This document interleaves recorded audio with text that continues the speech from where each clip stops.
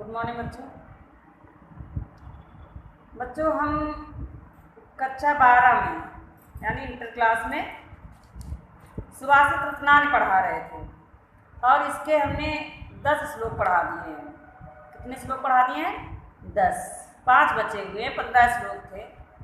और ये चैप्टर हमने बताया है कि बहुत ही इम्पोर्टेंट चैप्टर है और इससे एग्जाम में एक न एक श्लोक आएगा जरूर, 100% आएगा, आना ही है, हर बार आता है और इस बार भी आएगा। तो आप लोग इसको बहुत ही अच्छी प्रकार से पढ़िएगा और इसके अर्थ को कॉपी पे नोट करते जाइएगा। अगर कोई श्लोक ना आए तो उसे आप लोग पुनः देख सकते हैं अपनी कॉपी से, और या फिर अपना वीडियो देखो बार बार उसको ढूंढ कर। तो वीडियो में थोड़ा टाइम लगेगा, ढूंढोगे फिर उसको पढ़ोगे। इससे अच्छा है कि अपना जो हम पढ़ाया है उसको पढ़ते जाइए और उसका अर्थ जो है कॉपी पर नोट करते जाइए। तो उससे ये भी पता चलेगा कि हमें आया कि नहीं आया। ठीक है, तो जो 5 श्लोक आज बचे हैं उनको आज हम पढ़ाए दे रहे हैं। ठीक है, देखिए अगला 11वां श्लोक है, प्रीणात या सुचरितै पितरम सापुत्रो यद भर्तुरेव हितमिच्छति तत्कलत्रम तन्मित्रमापदी सुखे चासम क्रियम यद एतत्त्रयम जगति पुण्यकृतो लभन्ते। प्रीणात माने होता है प्रसन्न करता है, या माने जो सुचरित माने अपने अच्छे चरित्र से, पितरम माने पुत्र को, सा पुत्रो व पुत्र जो अपने अच्छे चरित्र से अपने पिता को प्रसन्न करता है वह पुत्र, जो अपने अच्छे आचरण से अपने अच्छे चरित्र से अपने पिता को प्रसन्न करता है वह पुत्र। फिर लिखा है यद भर्तुरेव हितमिच्छति तत्कलत्रम। कलत्रम माने होती है स्त्री, कलत्रम माने स्त्री। ठीक, तो यद भर्तुरेव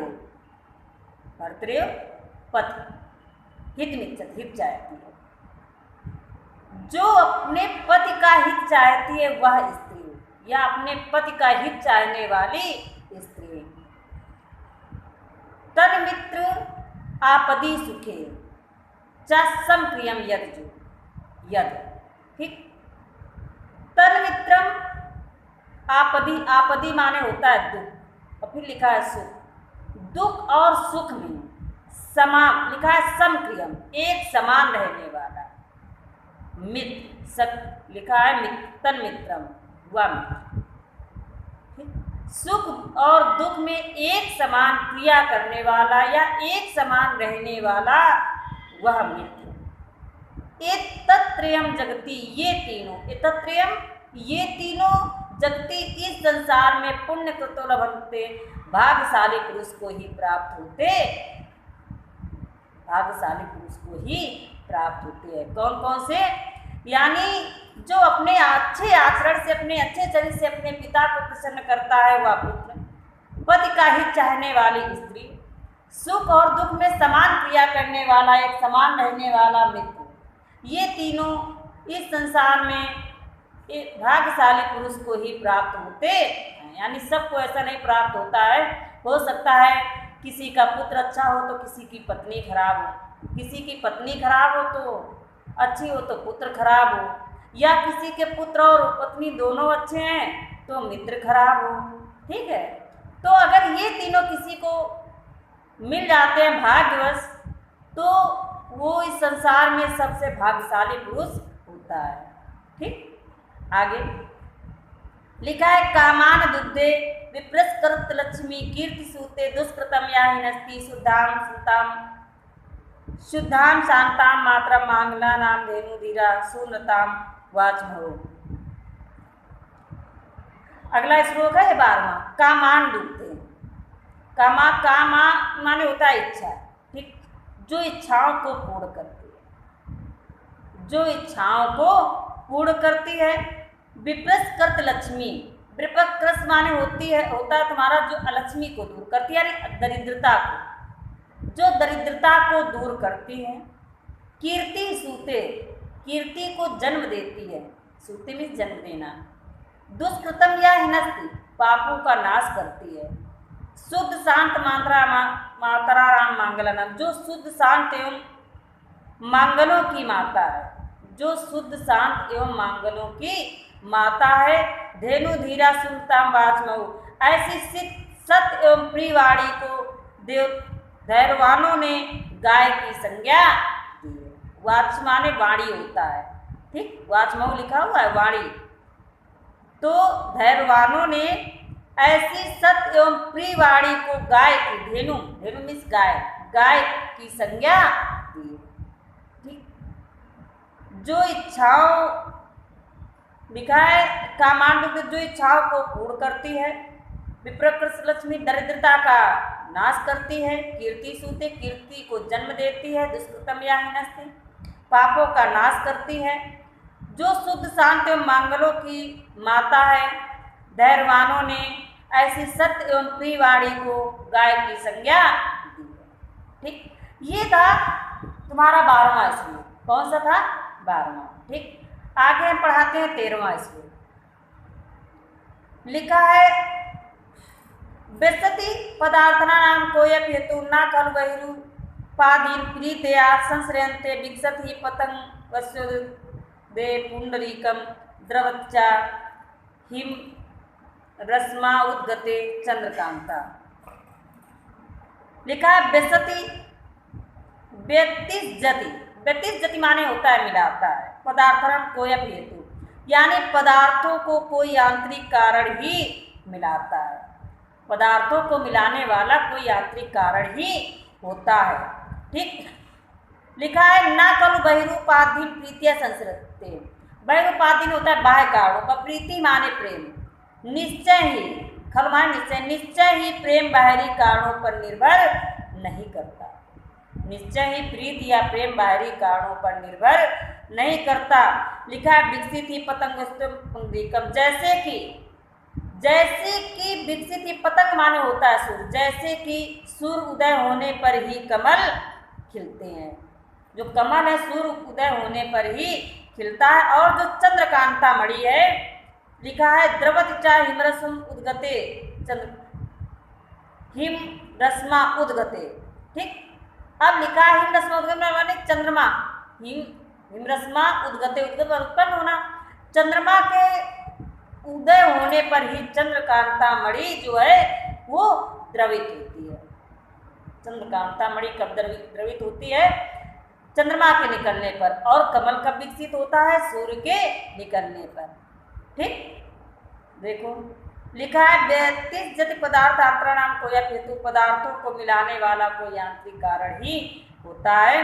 ना कल बहिरूपाधीन प्रीतिया संस्कृत है, निश्चय ही प्रेम बाहरी कारणों पर निर्भर नहीं करता।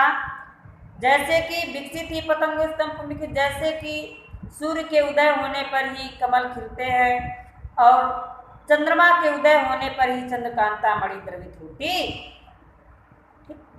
ये था 13वां श्लोक। आगे हम पढ़ाते हैं 14 नंबर का श्लोक है। लिखा है वेरी इंपॉर्टेंट श्लोक है। निंदत नीति निपुणा यदि वा स्तुवन्तु लक्ष्मी समाविशतु गच्छतु वा यथेष्टम अद्य वा मरणमस्तु युगांतरे वा न्यायात् तथा प्रविचलन्ति पदम न धीरा, ठीक। तो निंदत नीति निपुणा, नीति में निपुण लोग, नीति निपुणा, नीति में निपुण लोग या नीति में दक्ष लोग निंदत निंदा करे, वा स्तुवन्तु वा स्तुति, ठीक।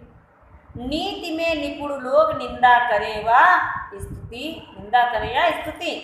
लक्ष्मी समाविशत गच्छत व यथेष्टम, लक्ष्मी समावसत, लक्ष्मी आए, लक्ष्मी आए, गच्छत व यथेष्टम अथवा इच्छानुसार चली जाए। लक्ष्मी मीन्स धन, लक्ष्मी आए अथवा इच्छानुसार चली जाए। अद्यव व मरणमस्तु युगांतरे, अद्यव व मरणमस्तु, आज ही मर जाए। मरणमस्तु मरना, अद्य माने आज ही मर जाए। युगांतरे व अथवा युगों बाद, आज ही मर जाए अथवा युगों बाद मर जाए। न्यायात् तथा प्रविचलन्ति पदम न धीरा, धीरा मीन्स माने होता है धैर्यवान। धैर्यवान पुरुष न्याय के पथ से न्याय के रास्ते से, पथ माने रास्ता, न्याय माने न्याय का, न्याय के रास्ते से प्रविचलन्ति ना, कभी भी विचलित नहीं होते। ठीक, न्याय के पथ से कभी भी विचलित नहीं होते हैं।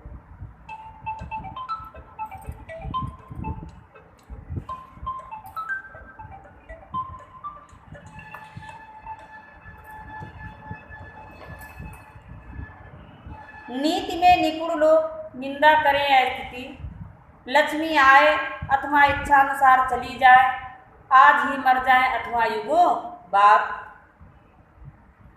जो धैर्यवान पुरुष होते हैं वो न्याय के पथ से कभी भी विचलित नहीं होते हैं।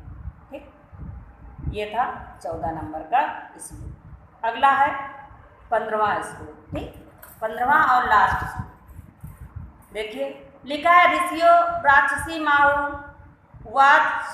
वाचम मत द्रप्तयो सा योनि सर्वैराणाम साहि लोकस्य निवृत्ति। ऋषियों राक्षसी माहु, ऋषियों ने लिखा है वाच माने वाणी, उन्मत्त माने होता है उन्मुक्त तथा अहंकारी। ठीक,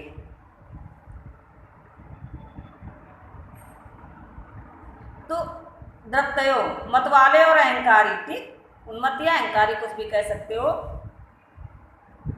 राक्षसी भाव, अब लिखा है सा योनि सर्वैराणाम साहि लोकस्य निवृत्ति।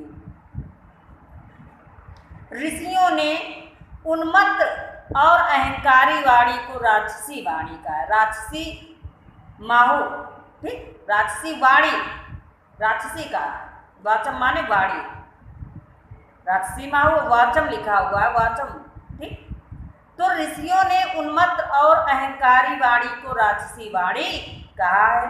सा योनि सर्वैराणाम, सा माने वा, योनि माने जन्म देती है, सर्वैराणाम सभी प्रकार के वैरों को, वह सभी प्रकार के वैरों को जन्म देती है। या हम कहते हैं जो सभी प्रकार के वैरों को, वैर मीन्स लड़ाई झगड़ा, बुरी बातें करना, खराब बातें करना। ठीक है, ये सब उन्मत्त और अहंकारी वाणी के कारण होता है। अहंकार बस लोग एक दूसरे को ऐसा बोलते हैं और वहीं पर लड़ाई झगड़ा शुरू हो जाता है।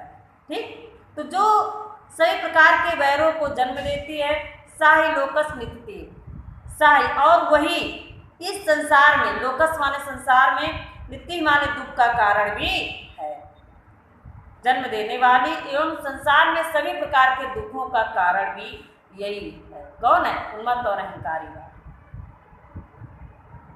तो ऋषियों ने उन्मत्त और अहंकारी वाणी को राक्षसी वाणी कहा है, जो सभी प्रकार के वैरों को जन्म देती है और यही संसार में सभी प्रकार के दुखों का कारण भी है, यही संसार में दुखों का या विपत्ति का कारण भी।